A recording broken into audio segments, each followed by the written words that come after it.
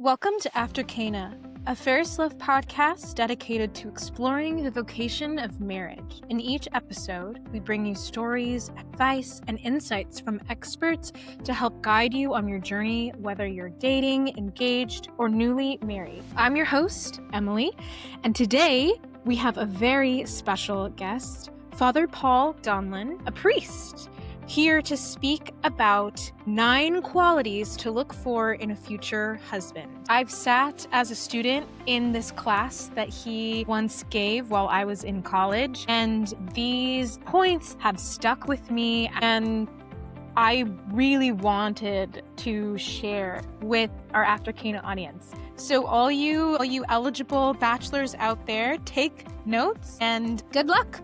And stay tuned for a part 2 episode where Father Paul comes back to talk about qualities to look for in a future wife. Welcome back to After Cana. I'm very excited and feel very privileged to sit here with Father Paul Donlan, a priest who has accompanied many single and married couples on their journey toward living a very happy and fruitful life. Father Paul is here today to talk with us about qualities to look for in a future husband. So why don't you just give just a little introduction to yourself and your work? So I would say my ticket to authenticity and expertise is simply 63 years of priesthood, primarily dealing with young people, boys, girls, young men, young women, high school age, college age, young professionals, single, young married, and later in life, well married with children, etc. Oftentimes, even introducing people to each other that will result in marriages, preparing people for marriage, couples, and then celebrating marriages, and then oftentimes baptizing the children and even following the children throughout a lifetime, and very often ending up doing their marriages and the baptisms of their children. So I feel very much like a father and in many ways a grandfather to so many people. Amazing. Wow. So, Father Paul, how did you come up with this list that you have for us today? Well, I was asked by Westfield residents, of which I am the chaplain, to put together some thoughts for a class for young women. They were college students. You were among them at the time, if I'm not mistaken, on what would a woman want to look for in a husband? What is the ideal, but not something so fantastic out of reach? What is reasonable to look for in a husband? So I put my mind to it and simply drew on my wellspring of experience and started jotting down odds and ends of thoughts over a period of days. Then I just put it together and delivered a class on it, as well as following up with what should a husband look for in a wife. And and then you've just come back to me now, years later, not too many years later, asking if I could do this interview. Here I am. Perfect. So I'm very excited to get right into it. So I'm going to give Father Paul the floor to begin wherever he'd like to in terms of what's number 1.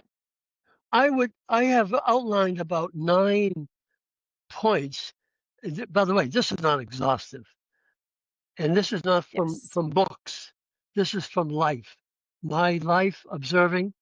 Also, having grown up in observing my own parents very carefully, they raised 7 children. I'm number 3 of 5 boys, 2 girls, 2 older brothers, 2 younger brothers, 2 younger sisters.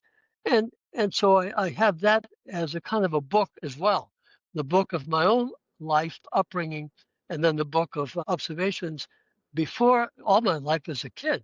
I've always been fascinated observing people of all ages, trying to understand what makes us tick as human beings, and what are good things, and what are not good things in people. Anyway, the first thing I would say for a woman to look for in a man, and this, by the way, is a point I make to priests. Whenever I preach to priests, and I do preach to priests fairly often, including seminarians or spiritual direction for seminarians or retreats for seminarians as well as for priests, I always use one word that sums up who Jesus Christ was, humanly speaking, what he was in his humanity, and what we should be as men, single men, young men, married men, priests, bishops, you name it, and popes. We should be gentlemen. Now, I use the word quite literally, to be a gentle man, with the emphasis on man, which is being manly, not macho, which is different. But the point of being truly manly, but gentle at the same time is a wonderful combination. We see it in Jesus and the Gospels, how strong he is, at times how he exercises even violence, anger. For example, when he goes over the tables of money changers, casts out the people from the temple selling and buying and all that, and with a whip of cords, says St. John, shouting at the top of his lungs. I mean, that clearly is an act of violence and anger, but of course it's holy anger, holy violence.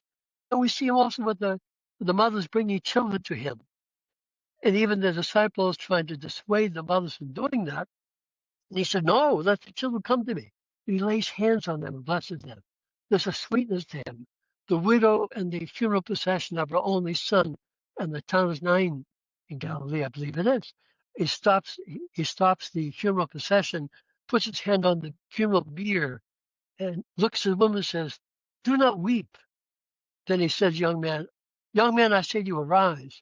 Then he gives him back to his mother. It's like he takes the hand of one, plays the hand of the other. I mean, it's so incredibly sweet. No one asked him to do it. He volunteered to do that miracle. We see in Christ this manliness, proper manliness, and then this gentleness. So I think a man has to have somehow or other the qualities of being a gentleman. I also say that part of that being a bit knightly with a K at the beginning. Knightly, you have to have a knightly touch. And unfortunately, so many young men have a knightly touch without the K. Chivalrous and refined. Jesus was very refined. Second, this is a hard one. Nowadays, even more so. You look for stability. A woman looked for psychological, emotional stability in a man, and even professional stability of some sort. There's no way a young man can have complete professional stability. One thing is to be 22, 25, even 28 years old in the workaday world and being 50 or 55 or 60. Obviously, a man is on a journey to make his way in life. But the idea of having a path that he sees, and this also would indicate a certain amount of stability, emotional stability. One of the things to look out for, fits of rage, not just occasional getting angry, the typical thing that happens to all of us, that we get momentarily out of sorts and we become a little bit angry, and then it passes like a cloud passing over us, and we apologize and move on. But there's such a thing called rage, which is a deep-seated thing that oftentimes is so deeply rooted that a little fuse at the top of life can set off this explosion like a volcano when any minor thing, for example, driving, that a person suddenly finds someone, cuts him off, and he becomes a vicious monster, ready even to kill the person who did that. And we see this actually happens. We call it road rage. I mean, this is very frightening. Yes. I think any time a woman would see that in a young man that she's going with, and sees it once and again, clearly there's a problem here, a big psychological issue. And it's not mine at this time to say where this would come from, but obviously it has something to do with upbringing. It goes all the way back to relationship with mother and father, and something went wrong, or maybe abuse, what have you, that's caused this deep-seated rage that a person sort of suppresses, tries to put down, but eventually a little triggers it. A little thing, a little incident is disproportionate, of course, but at that moment, that's the fuse. And thank you for saying that, because I think that these days things like road rage have become so normalized, or it's just sort of part of like the passing vernacular between people, where Yeah. I think some girls are like, that's just normal, right? But yeah, it isn't normal behavior at all. It's psychologically abnormal behavior, and it needs a person with that, if he or she could recognize it, would need to go to therapy, see a psychiatrist, whatever, what have you, and deal with it. And I don't know even if it has an ultimate solution. Oftentimes, I would say a person with that may never be fit to marry. By the way, Oh, wow. sometimes we think everybody needs to get married. No, there are people who shouldn't marry, and that's fine.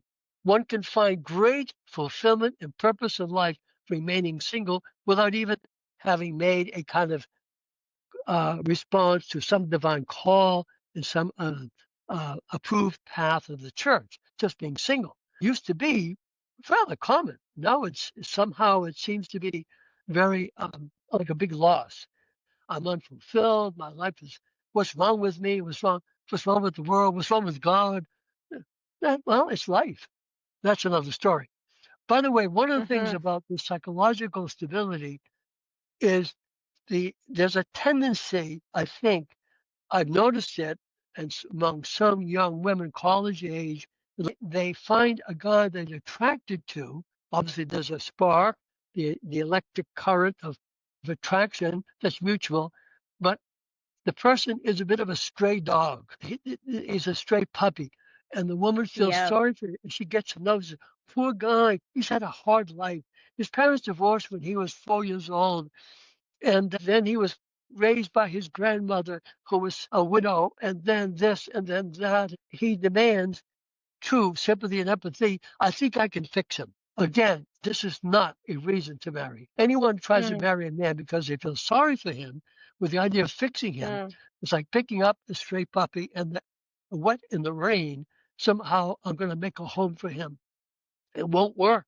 wow. It just won't work. And a woman does that if she stays the course. She's just stuck with a man who doesn't rise to the occasion. Mm, Does that ring a bell with you?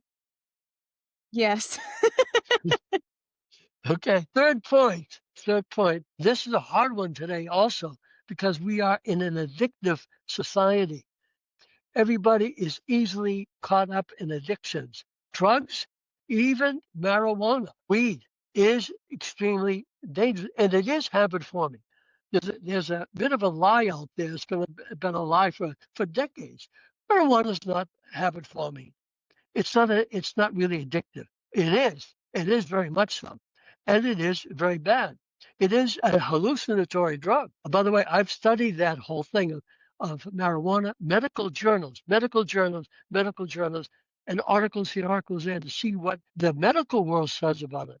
And even more so now, because apparently the quality of marijuana out on the market is so pure that it produces in young people, particularly young men, it produces psychoses, psychotic episodes, and people end up in the ER having used marijuana. So it is something. Also, as you know, marijuana is not water soluble as beer is or any other alcohol. It doesn't go through your system into your urine and pass out within a matter of hours. It's fat soluble. It gets into the cells of the body and it stays there for a period of time. Ergo, if anyone smokes pot, say once a day, it has a cumulative effect. So a person would be permanently bombed by smoking marijuana or however they ingest it. So that's an interesting medical fact that many people don't realize. I remember meeting years ago a young man back in the 1980s who was he just out of high school. He tried to get in. He tried to join the Marine Corps and he couldn't hack it. They had to let him go. He couldn't do boot camp. And he told me that he had smoked marijuana every single day of his 4 years in high school. Every single day. He said, I fried my brain. He himself recognized, I cannot focus. I cannot think. He was just impeded in many ways by smoking marijuana every single day. So it is a problem. Wow. Anyway, alcohol addiction, obviously, gambling addiction is very real. Sexual addiction of one sort or another, particularly pornography. This is a bane in the life of young men. I mean, it's very hard for young men, even at a very early age, to avoid getting caught up in pornography. And it's extremely addictive. The brain changes and becomes affected by it and wants the hit of the pornographic pleasure that's momentary more and more and more, because then it leads to other bad habits, as we know, masturbation, etc. So it is a real problem. In fact, I would say probably it's a rare thing nowadays to find a young man who has not had to wrestle with it, media pornography or some other type, I guess. As it gets on there. Now they use it on their cell phones, their smartphones, as well as their computers, pads, whatever it may be. And if they don't have it, friend shows it to them at 12 years old or 13 or whatever. And now it's beginning, by the way, it's working now on the females. Women are beginning to get addicted to pornography. It's something that really shocked me to discover this. And of course, as a priest, I find out everything from people. I'm finding out that this is something I never thought would happen, as bad as it is with young men. So this requires a lot of struggle on the part of a guy if he's been there, but he can overcome it.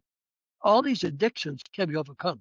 You have the 12-step programs for alcohol, drugs, sex, gambling, all of them, beginning with the AA, Alcoholics Anonymous. We have the Sexaholics Anonymous, the Gambling, even Overeaters Anonymous, which is more typically of women than it is of men, but it could be men as well. But anyway, it would be unfair, I think, for a woman to simply discard a young man that she's drawn to and has good qualities, who happens to be caught up in one or another of these addictions, especially if it's uniquely pornography, because he can overcome it, but he can't do it alone. If it's really bad, 12-step program, or just a lot of willpower, and if he's Catholic, using the great sacrament of reconciliation, confession, spiritual direction, devotion to Mary, frequent confession, struggle, etc., but spiritual guidance. So people can overcome it, definitely, at least to a Okay. point that it's not destructive of a marriage. I wonder, is there, I guess, for those who are dating and, when someone wants to be very sensitive and walk with their partner Yeah. along this journey, where do you think the line is? Like, of course, you shouldn't disregard someone who has maybe mild addictions, especially when they're so prevalent. But what do you think is the line that you could maybe see could then either make or break a marriage later on? Well, it depends. I mean, I've met women, married women, who discovered that the husbands had a addiction to pornography that they kept secret for a long time, and the women, the wife, went ballistic and basically claimed total infidelity. So it was as if the man having an affair with a woman. And that, of course, I think it's an extreme reaction rather than a more helpful reaction, almost ready to divorce the person. I don't think that should be done at all. Should it be thought? Anyway, back to your question. There's some things that are real red flags. One is a man who, before marriage, has gotten into having affairs online, through the internet.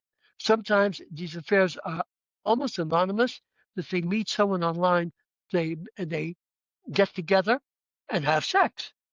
And sometimes these men could even have various partners, so to speak, so it's almost impersonal. The women advertise themselves, apparently, and the men go there, and it's like a kind of a prostitution without money even being exchanged. Kind of interesting. It does happen. Or Wow. a man who simply, you can tell when you're dating a guy that you think he's serious about marrying, and you notice his eyes wander every time you're in public with him, and he's noticing here, there, every beautiful woman that passes by of any age, and you say, Yeah. wait a minute. You poke him a bit, and he doesn't react, or he reacts badly. Then you have a problem, possibly, of a man who could be unfaithful. That is one of the greatest traits of a married couple, to be faithful to each other. That's essential for the marriage, obviously. Literally, one of the conditions for divorce.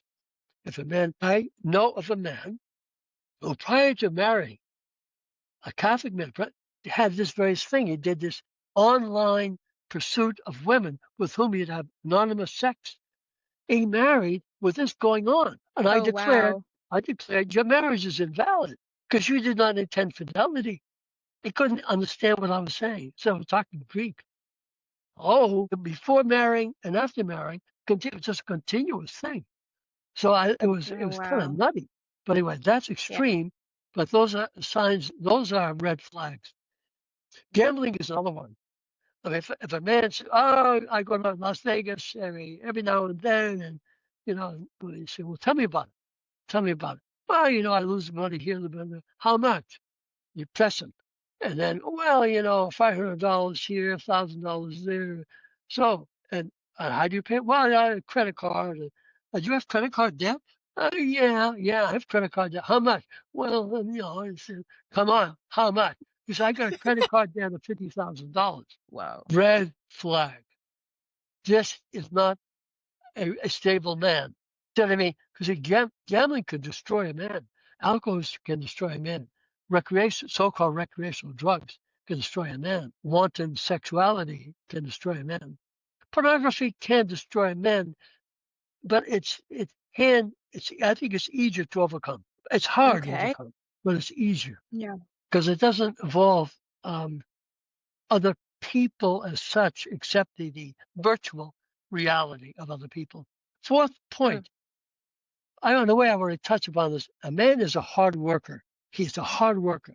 He's focused on a professional career or a craft or a trade, etc. And he has some kind of, I'm repeating myself, some kind of a path that he sees, not a dream, romantic, realistic dream, but I just finished law school, but now preparing to take the bar next month, and then you wait and see what happens. And then he waits another 3 months to hear the result of the bar that he took. But in California, this is the hardest bar exam in the country. And it's very difficult. People sometimes fail first time.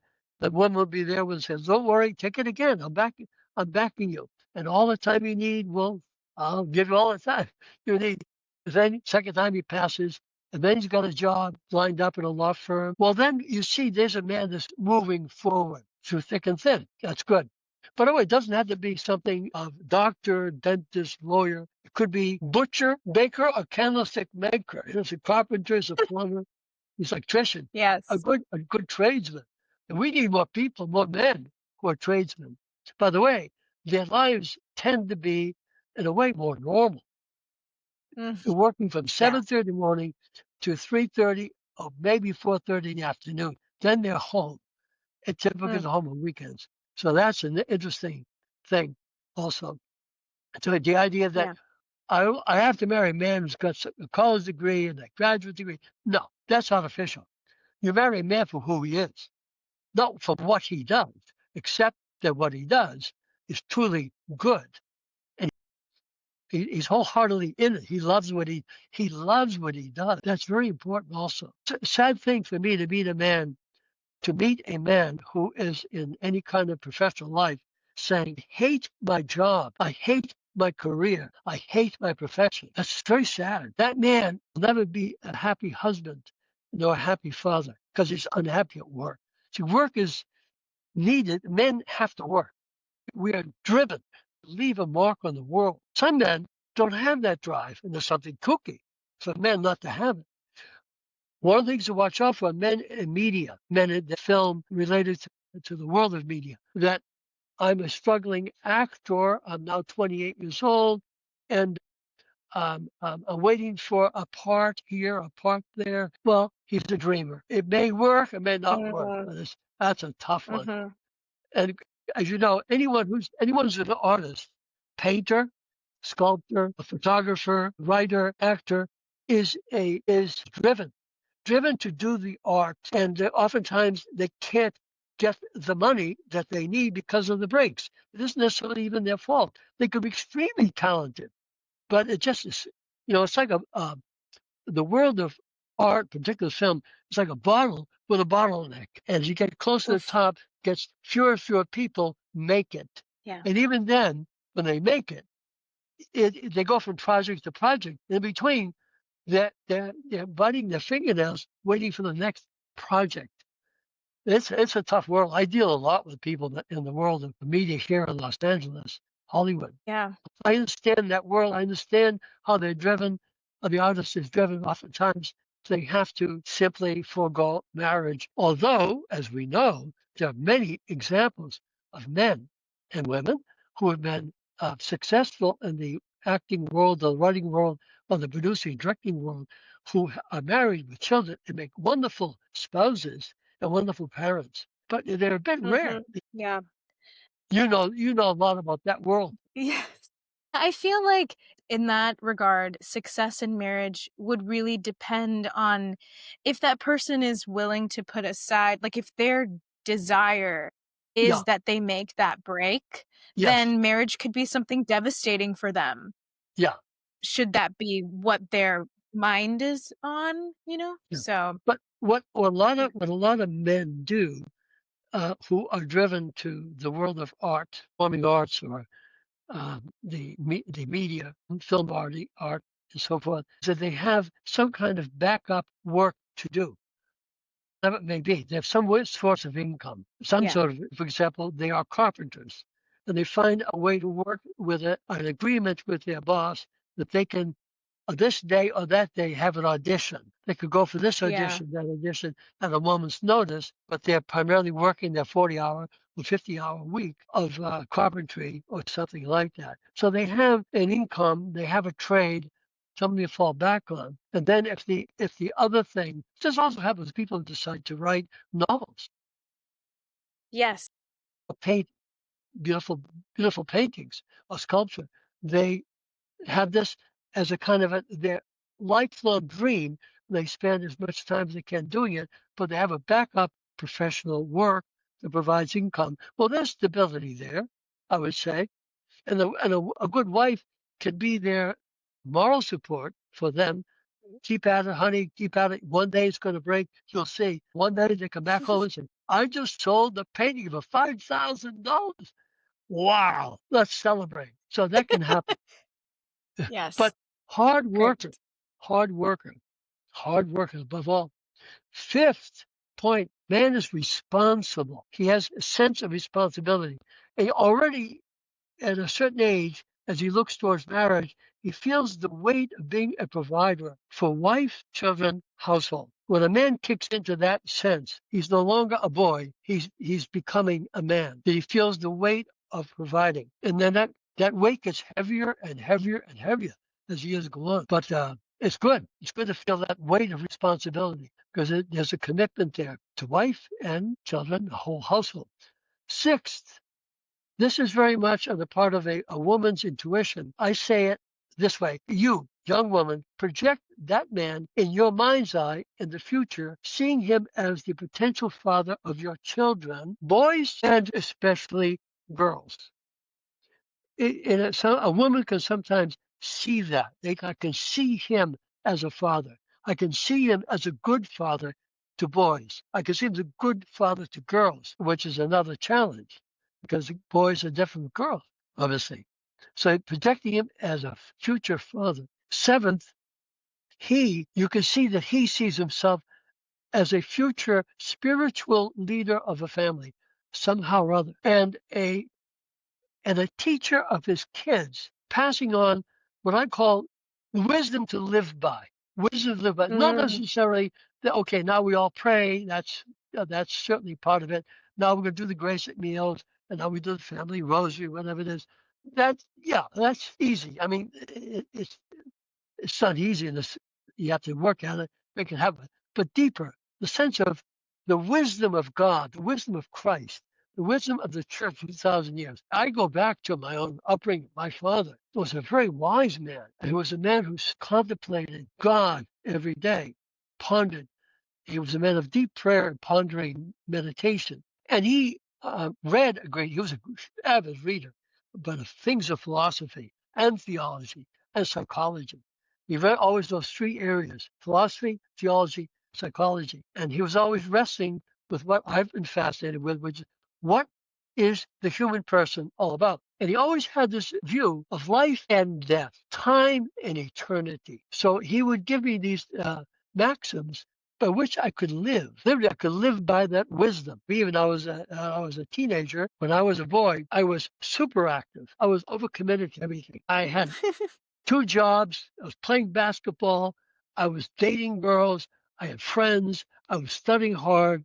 I was outstanding in my academic life as a high school kid. And my father would tell me, slow down. He'd actually tell me to slow down because I was here trying. You're doing too much. You're doing too much. They said you have to look at everything, and then he used Latin words, sub specie eternitatis. You have to look at everything under the perspective of eternity. At that time, I was studying Latin, so I understood exactly what the word, that phrase, specie eternitatis meant, under the perspective of eternity. But try to get that across to a 60-year-old kid who's in the here and the now of hyperactivity, and I couldn't get enough of life, So it was, but it stuck in my head, and little by little, it became wisdom to live my life by. Then another thing he said to me, Paul, stop it and ask yourself the question from time to time, quid bonum, again Latin, as the great fathers and the great saints of the Catholic tradition have asked all the time, ad quid bonum, to what good? Meaning, what's the point of all of this? Ad quid bonum. He was pointing me. Wow. He wasn't lecturing. He wasn't chastising. He wasn't correcting. He was planting seeds of wisdom. And just a few here and a few there. And it was so awesome because, of course, this shaped me. And that's why oftentimes you look for a man who has that ability or that desire and the capacity to teach his children. Remember that song by Crosby, Stills and Nash, Teach Your Children? Did you ever hear that song? Yeah. Teach your children. I love that. Teach your children. Teach your children. And so it is. Yeah. Mothers teach their children and fathers teach their children. And they complement each other in their teaching. My mother had these maxims also. For example, I cooked myself some pancakes, and she would say, Paul, a good cook cleans up after himself. That's practical wisdom. So don't leave the dishes, the pots and the pans in the sink for me to clean. You clean them. Leave your room neat. Make your bed, that kind of thing. It's very nice. My father was meditative. Every day he read and meditated with the Imitation of Christ book. I have his copy. I can show it to you. And he read and meditated another book, Abandonment to Divine Providence, very famous classic spiritual reading, Father de Caussade, a Jesuit French priest. And those were his two books to meditate. He read everything that G.K. Chesterton wrote in a complete library of Chesterton and a complete library of Fulton Sheen. So he fed me paragraphs all the time. We were a family of readers and conversationalists. So oftentimes after finishing homework, we would be sitting in the living room quietly reading. My brothers, myself, my father began reading in his chair, his favorite chair, smoke his pipe and reading. And this time he'd say, Paul, listen to this. And he'd read a paragraph from Chesterton, a paragraph from Sheen. He said, what do you think of that? And oftentimes I didn't know what to think. Then he kind of explained it a bit. He was teaching me, as I mentioned, teaching me the wisdom of this great man, Chesterton, and so forth. So I was reared in that kind of, it wasn't like he was in a formal way teaching. It was just, you felt the inspiration to share something. He was sharing. He always shared things. My mother shared things also. So yeah, it was, we were a family of conversationalists, readers and conversation. We conversed a lot. And this happened among us as children, that the boys, we talked with each other. We actually had conversations, real conversations. It's a lost art. Yeah. I would love for my future family to be a family of readers and conversationalists. Yeah. By the way, people will converse if they read. Of course, nowadays you've got the media, it imposes itself so much that you can have that. But we were readers of books, and then we conversed. Eighth point, and this goes really back to the very first point about being a gentleman in a way, that you can see that this young man that you're interested in treats you, body, soul, mind, with respect and refinement. He listens to you. He asks your opinion. He heeds your preferences. He clearly shows respect for you as an admirable human being. Admirable. That is someone to be admired. My father oftentimes would ask questions. My mother listened a great deal. She listened to him because she learned a lot from him. He was very wise, very learned in many ways. Never went to college. He was a self-taught individual. But I always Wow. recognized that he had wisdom. He had wisdom. And he always said, I'm a very stupid man. I don't really know a lot. And I said, well, you know a lot. I always thought that he did. My mother said, Walter, you know a lot. He was full of compliments to her. She was full of Yeah. admiration for him. It was a mutual admiration.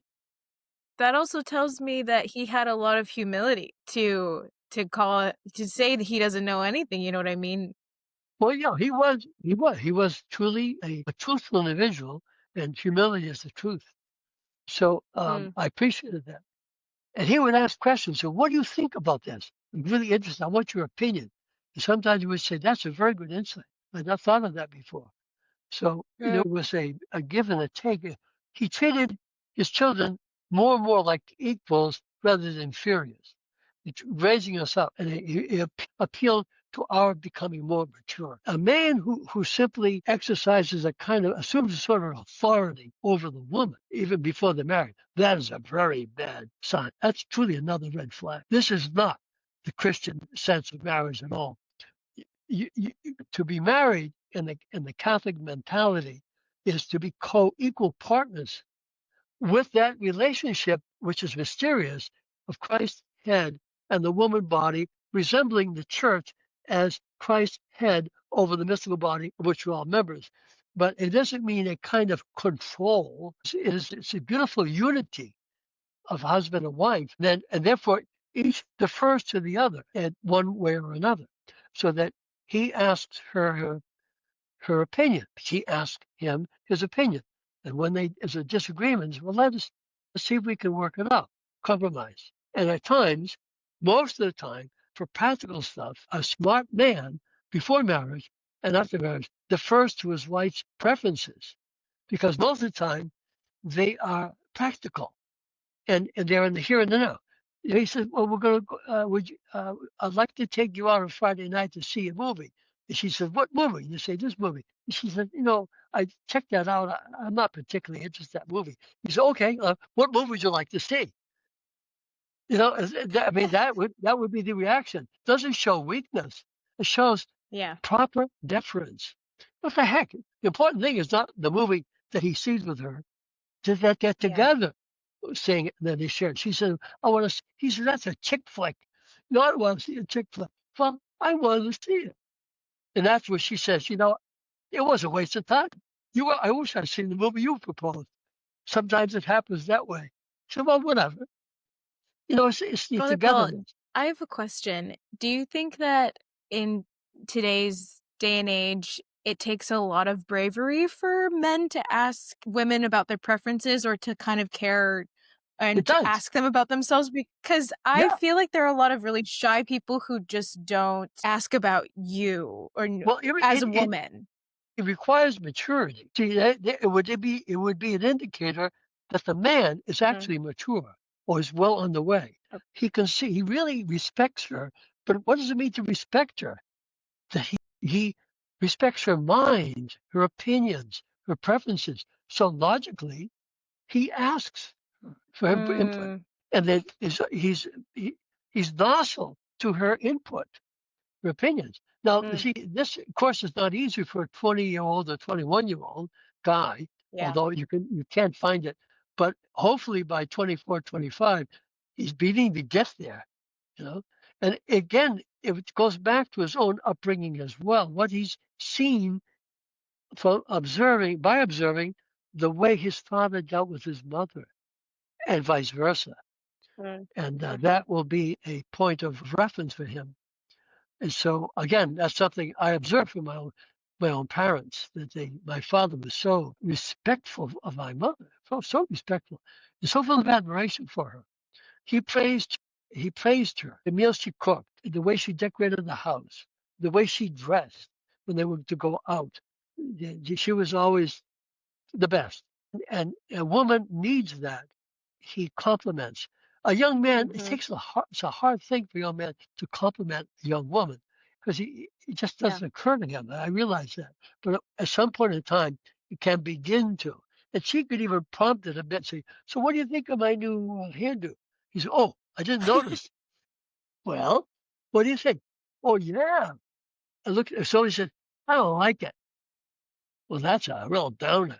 I don't like it. And she says to him, you know, I like your mustache. I like your goatee. He says, he smiles. He says, well, thank you so much. And she says, hey, you know, I like your hair like that. He said, well, thank you. She's doing it to him. Well, what about him to her? You know what I mean? Yes. It's a mutual admiration society. These are signs of consideration, of depth of character, of real love. See, love is a bit small word with a big universe that it embraces. Ninth, he is a believing and practicing Catholic, or other than Catholic Christian, or even non-baptized, but open to the Catholic faith somehow, supportive of your practicing the Catholic faith and willing to raise your children as Catholics. I have dealt with a number of couples where the husband wasn't even baptized. I remember one, but married couple I dealt with years and years ago. He was Jewish, well, secular Jewish, married a good Catholic woman, married in a Catholic church, kids were baptized, raised Catholic, and eventually, well into the marriage, he approached me for baptism. He approached me for conversion. I've had this happen a number of times. It's a little bit of a gamble, right? Because sometimes a man promises but then doesn't meet the promises. Because you really do need the input of the Catholicism or deep Christianity for both father and mother. But it can work. So it isn't. I would never give an absolute no. You cannot marry a non-Catholic, although in the past that was kind of the way priests or nuns would guide young people, as opposed to a woman can see in the person great potential, all those qualities that she's seen pointed to. There's a docility there. There's a kind of an openness. He accompanies her willingly to mass, or she's able to introduce a little bit to prayer, and he loves it. I mean, whatever it may be. You see that a woman leads a man not by berating him or trying to instruct him so much as she kind of leads gently a man who's not Catholic or is Catholic but not really knowledgeable in his faith or fully practicing. She can lead him gently and gently, but firmly, gently but firmly, by the way she is, respecting him, respecting his freedom. And oftentimes young people work within a circle of friends. And very often a young woman, we have a circle of friends, guys and girls, who are Catholic. And they meet someone who's not, and all of a sudden he realizes these people are wonderful people. What is it that they have? What is it that this girl that I like so much has, and all her friends have? Well, that certainly that's the way we convert. That's the way people enter the churches, by human contact that God uses as a vehicle to inspire, to enlighten, to give the grace of the faith, really. So those are my 9 points. It is not exhaustive, obviously, and the many other things. By the way, one other point I've used the word maturity a number of times in the course of our little interview here. But I've oftentimes asked myself, what the heck is maturity? What comprises that? What is the content of that word maturity? And I found that it could be summed up in one word: serve. That the concept of serving others is a sign of maturity. I think everyone has a moment in their life where they kind of wake up, the light bulb goes on, they ask, what am I here for? Why do I even exist? This could happen to a non-religious person. They suddenly ask, what am I here? What's the point of it all? And then, is it all about making as much money as I can, having as much fun as I can, getting as much pleasure as I can, having as much sex as I can, whatever it is, achieving all the goals of acclaim and books print, published, etc., etc. And then, but willing and enlightenment, I am here to do something good for others. I'm here to leave a mark in the world around me that will help other people. So even can guide a choice of a career. And even within the career that they've chosen, which they kind of fell into, because my father was a dentist, I became a dentist. My mother was a nurse, I became a nurse. I was inclined that way. As opposed to one day they wake up, wait a minute, I am a nurse, I am a dentist, I am a doctor, I am a teacher. What is this all about? I'm serving people, young people of all ages. I'm making them, I can see joy. I'm a carpenter, I'm a contractor. I build a home and I see a family moving in. I'm delighted. I have made the house become a home for them.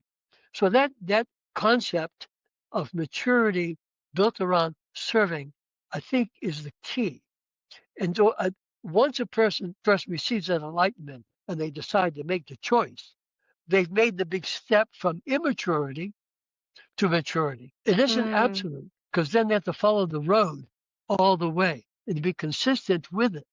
You wake up and say, wait a minute, I'm here to do something for others. So marriage is a mission to do good. Yes. And think of all the good. A man is doing good to a woman is doing good to a man. They're doing good to the children God may send them. And they're teaching children to be good to each other, even though they fight, have their disagreements. And the whole family, in a way, like a unit, is saying, we're in the neighborhood we're here for other people. Bring them into the home. A home is an open place. You guys bring your friends over, guys, we'll meet them. So this expansion of hospitality and goodwill and helping right there where they are. And the man does that at his place of work, and she does it at her place of work or for her home. She's a full-time homemaker. All of that sense of the kids just grow up with a sense of the joy of being for others. That is maturity. And as I say, following through on it all the way to the end means a person keeps growing and growing and growing and growing and growing in maturity.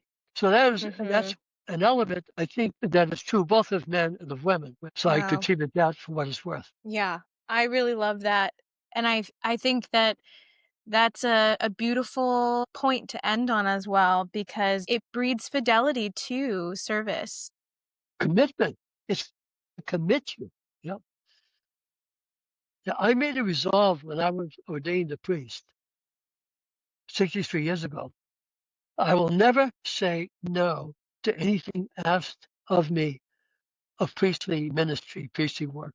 Have I always lived that? No. At times I've said, no, I'm too tired. It's very uncomfortable. I won't. Very rarely, honestly, rarely have I said no. And now, as I get older and older, less and less do I even find the temptation to say, no, I'm ready. I'm ready for anyone, anytime to serve them in anywhere I can. Strangers, homeless people in the streets, whatever it may be, I have time for you. I have time for you. Thank you for having time for us today, Father Paul. You're welcome. Well, thank you, Father Paul, for joining us for this episode. And everyone, stay tuned for part 2, where we will go over the traits to look for in a future wife.